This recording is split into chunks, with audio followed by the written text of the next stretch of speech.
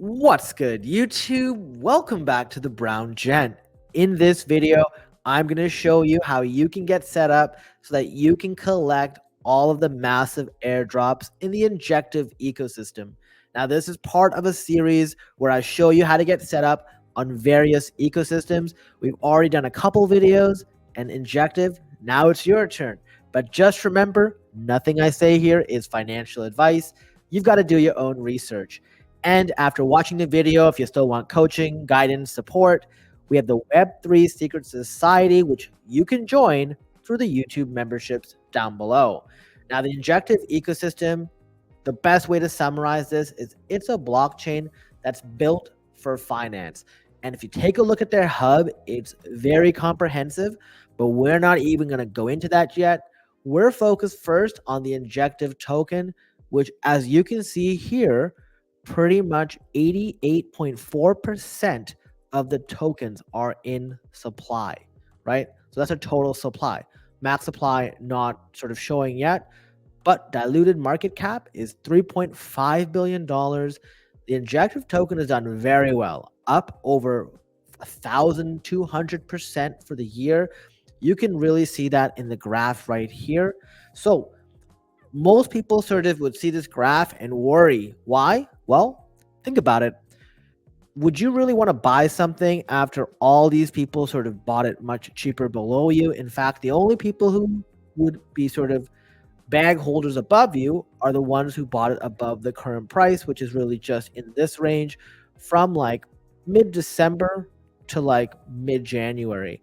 That being said, you can also recoup the costs if you sort of make a significant amount of money on your airdrops. I believe Injective is one of 3 tokens, Injective, Celestia, and Atom, that will drive the majority of airdrops in this ecosystem. That doesn't mean other tokens won't do well, but the expectation here, and the reason we're talking about this, is once we see a massive airdrop, we're going to see more people starting to stake more Injective. And by doing so, it's going to raise the price of Injective because, as we know, protocols don't want everyone to sit there and farm at a low cost.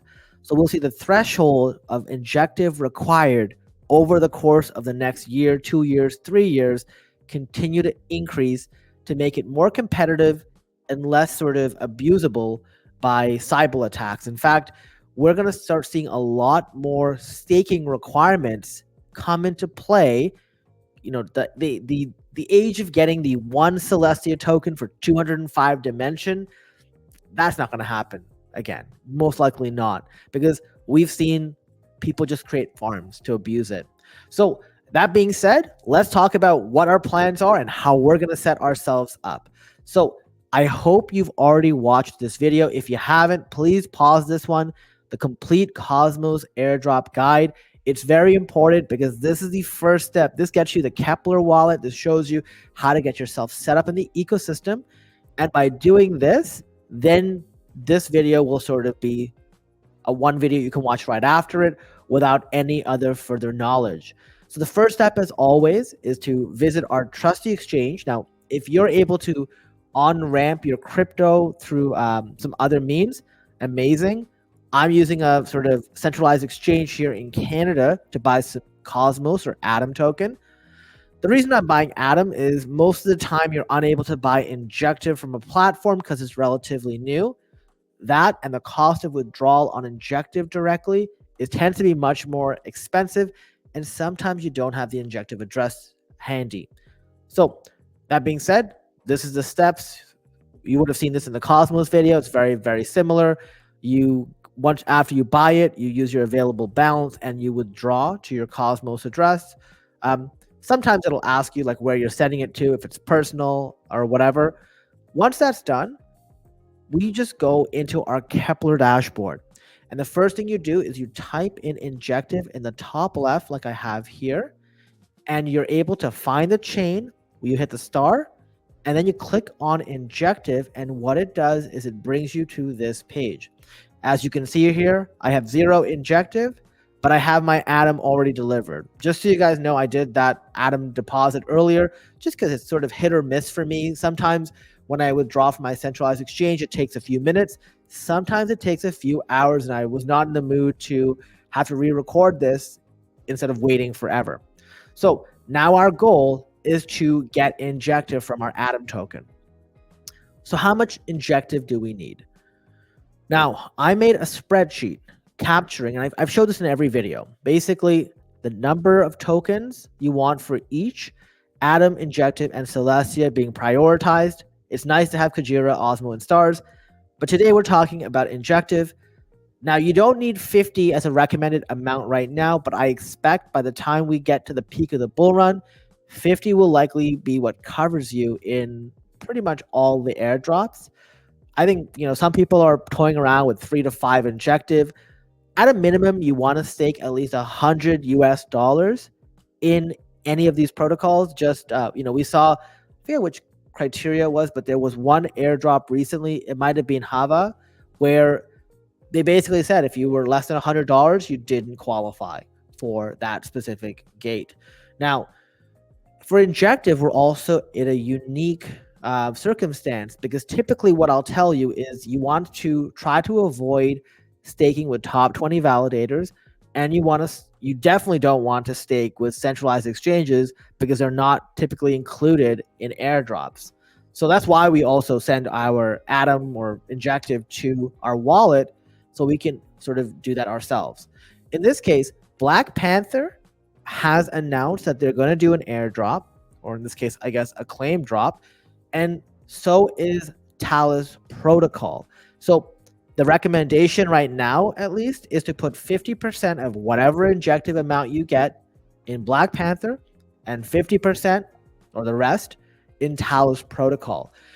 What this has done is it's actually shot like Black Panther up the ranks. I believe last I checked, they were the #1 validator, which obviously breaks one of our preferences, but we break those preferences when we know that this is going to get us a massive airdrop, and sort of pretty much everyone is doing that. So the first thing we want to do, because we want to get Injective token, is we open up our wallet, we click on the swap features, these 2 arrows right here, and then we swap some Atom for some Osmo. Now, you're probably wondering, wait, Osmo? I thought we're talking about Injective. Yeah, but what I want to do is I want to show you how to swap, and the Osmosis Zone is probably my favorite DEX in the entire ecosystem. And even if you were to use the in-wallet swap feature, which is going, you pick Atom, and instead of Osmo, you pick Injective, it will go through Osmosis Zone. And there's been a lot of times in the most recent few days or few weeks where it would just hang because it would just take too long and eventually cancel and refund the money. So I want to show you how to do it the right way. This is the way that I would recommend until they get this thing sorted out. My goal with this video, as always, is trying to figure out what questions and sort of concerns and pain points people have brought up to me and trying to address them ahead of them. So now that we've got our Osmosis token after doing this trade, right? We're not getting that much, 0.6 or like less than $1. We go to Osmosis Zone. Once we enter Osmosis Zone, you'll see I don't have any Atom in here. I don't have any tokens. And what you have to do is you'll have to go and scroll to the left, look for the Assets tab, and you actually have to deposit assets in here. The only asset that you don't have to deposit is your Osmo token, because it is sort of recognized just by sitting in your wallet. So we'll look for Atom. We'll hit deposit. You notice here it says 15.8. We'll deposit 14. Actually, we'll just deposit 15. Okay. When we deposit 15, oh, why did I put 9? Oops. Okay. When we deposit 15, let's try this again. It asks us to pay the fee. It's a very nominal fee, like 2 cents, but it's an Atom. We do that, and that's sort of why, whenever you're depositing, you will need to use the token you're depositing as gas. We're going to do that, so it's waiting. Okay, so transaction successful. We see that over here. Sometimes it takes a few seconds. If you want to check the history, scroll to the bottom. You can see here, transfer history. Great, deposit, success.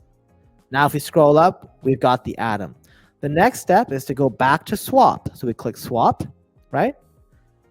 Sorry for zooming in. I want to make sure you guys can see this. So now we see here, we have 15 atom. Now we'll pick Injective. We pick Injective over here. Let's put the max. So we get 4.1. So obviously not that much. We'll hit swap. The swap takes like a 1 cent or less than a cent and is in osmosis token. That was the dialogue that popped up. But if you've watched our previous video on Atom, you would have seen this. I'm just sort of doing this to sort of show. So now that transaction was successful. Let's see if we got the injective. So now we have 4.1 injective. Now what I'll do is I will go back to my assets, go over here. I have 4.1 injective. I'll withdraw, and it will take me directly to the Hub Injective network. So this is where it gets a little more complicated. You have to click on Connect Wallet up here, connect with Kepler. So it's going from here, and now it's going, and you want to make sure this address, the CUG8, I'm only checking this because I have my main wallet. I don't want, or not my YouTube wallet, the other one, and I want to make sure that it's that one. So CUG8. We'll go back to the Injective profile. We'll see over here, it ends in CUG8 up here. And if I click on this, it copies it, right? Now we've done that. I will look available 4.1. So let's put 4.1 here and hit transfer. So we hit confirm. It's going to cost me less than a cent again in osmosis token. Remember, every time this stuff happens, whenever you're withdrawing from osmosis zone, you use the osmosis zone, osmosis as gas. Whenever you're depositing into osmosis zone, it will use whatever native token you're depositing as that. Great. So now it says it's completed. So I can close. You can see here I have 0 available. Now let's go back to our wallet and let's check this out. Let's refresh this here, and we should have 4.1. There you go. We now have 4.1 injective available balance. So you remember I said, hey, like let's do 50% in Black Panther, 50% in Talos protocol. Remember guys, I'm just doing this to show you how this works. And I'm going to unstake it after the fact because I don't want to use this as a Cybele farm. So we'll hit stake. You see here, Black Panther shows up as number 1. Binance never picked this. Like I said, this is a centralized exchange. This could be really, really bad. Not just that, it's top 10. This one, they're giving us rewards, so we'll do it. We'll break the break the rules for it. And I'm going to stake 1.5. So we'll pick continue staking. Even though it's top 10 validator, guess what? We need to get that claim drop. So we're going to do that here. We'll type in 1.5. We'll stake. It's going to cost us less than a fraction of a penny to do this. And now you see we got the validator here. Now I'll look for Talos protocol, and I'm going to stake here. Once again, top 10 validator. There's a reason it's top 10 because people are doing this in order to get the airdrop. Why is it 1.5? Okay. And one thing you should notice is when you stake with an Injective, there's different unbounding times. So what that means is, unlike protocols like EigenLayer where you can unstake and get your funds liquid right away, or even like Zero Lend is the same thing. Here, when you stake, they want to make sure people don't just jump in and out for airdrops and, influencing votes. So they put like a 3-week period. So you need to wait 21 days for your tokens to be kind of unbound, and then they're sort of liquid once you stake them, that is. There's no penalty to unstake, by the way. So now we'll hit stake, pay the fraction of a penny cost again, and now I have this staked. I get a ton of questions from people saying, hey, well, if I do like $50 here and $50 here, or 52 here and 52 here like I did, will I still qualify when they want at least $100 in an airdrop? The way it is calculated is they look at all qualifying validators, add the amount up, and then decide. So if it's Black Panther and Talos protocol together, it's $105 and change. If the claim was you need to have at least $100, it works. Now, let's say you had Black Panther and Binance, which is a centralized exchange, and they didn't qualify, then you'd only have half the amount and you wouldn't qualify. So that's how you should look at this. Look at which ones qualify, add up the total, and that's what gives you it. So that's step one, okay? This is how to stake to validation. Remember, I could have done a way bigger amount. I'm choosing not to because it would be bound for a significant amount of time.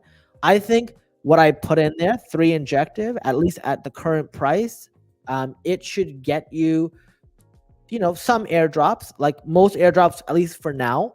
I think as we keep moving forward, the threshold will continue to rise.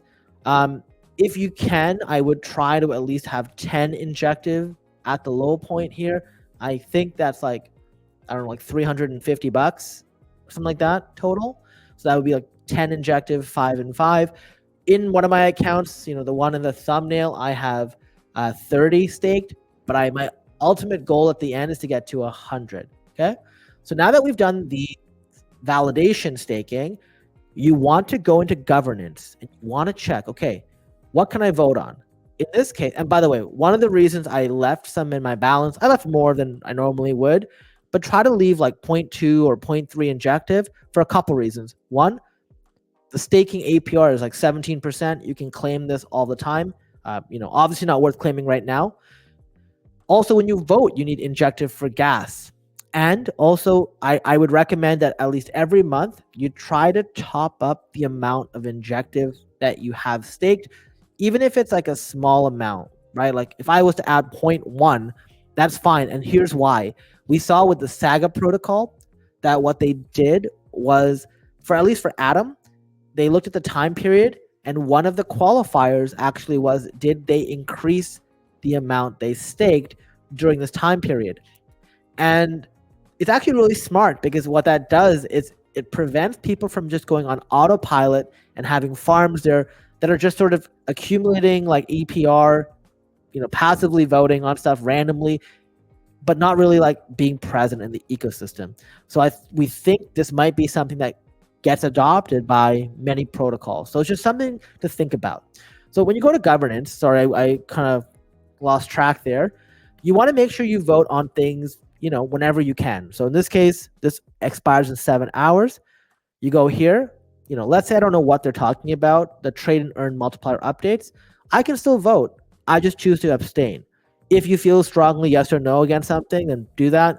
I typically wouldn't do no with veto, because then like it hurts one of the proposers, right? So I don't think no with vetoes ever used that much. And, once again, you can't see this, but the transaction cost is less than a penny. The Kepler thing pops up. There you go. And once you've voted, you can change your vote as well. So we're going to do this really quickly.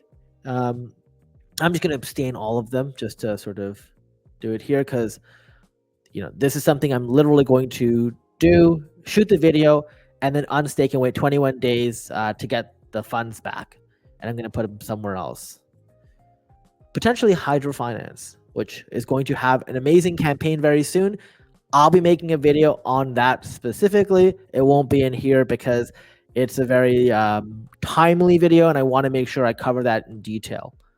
Okay, so now that we've done this, I voted for all 4 things possible. This will cover 80%, probably even more, of the airdrops that you can earn with Injective. So amazing. If you've been following so far, fantastic. If you want, you can do some extra activities. So we mentioned Black Panther. If you go to Black Panther, so we go to the main page, you go to their vault, you can join any of their vaults. In this case, the Injective USDT, and you just basically deposit some Injective or USDT, and you stake it, and then you claim points as rewards. And if you claim points as rewards, they have an airdrop page. If I connect my wallet here, it also shows 0 because I'm on my new thing. But I've covered this before in the past. You can see the videos. You want to basically just earn points, and this sort of helps you sort of qualify for an airdrop. It's likely going to be a bonus on top of staking with the validator. So that's one of them, right? So this is a really good protocol. Talus protocol. This is an NFT marketplace. When you come here, you click on Injective, because that's the one we're looking at. And then what you will do is, so it's asking to connect Yeah, sure. I don't think anyone ever reads the terms and conditions.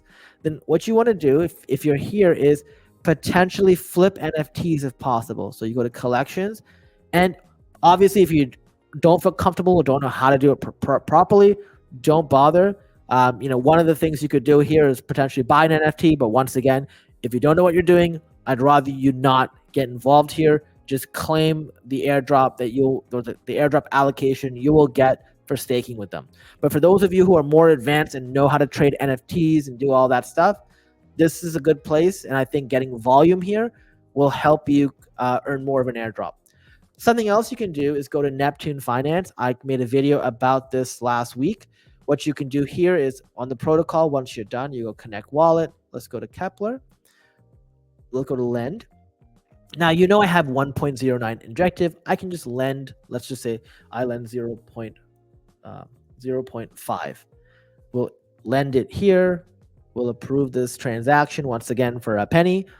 And it will be earning me some points. And those points will eventually be converted into some sort of rewards. Now, some things that people are doing is they're not only are they lending, but they're actually borrowing. So when you borrow, you can actually, if you have enough, if you have enough collateral, you are able to borrow certain assets. So some people will sort of put it as collateral deposit here. So like they'll deposit like 0.4. We'll just add some collateral. And then you can actually borrow from that collateral through this, right? So you can borrow from that collateral, then redeposit it here. People do this stuff. Always make sure your account health is not close to this 1. The closer it is to 1, the closer you are to getting liquidated, right?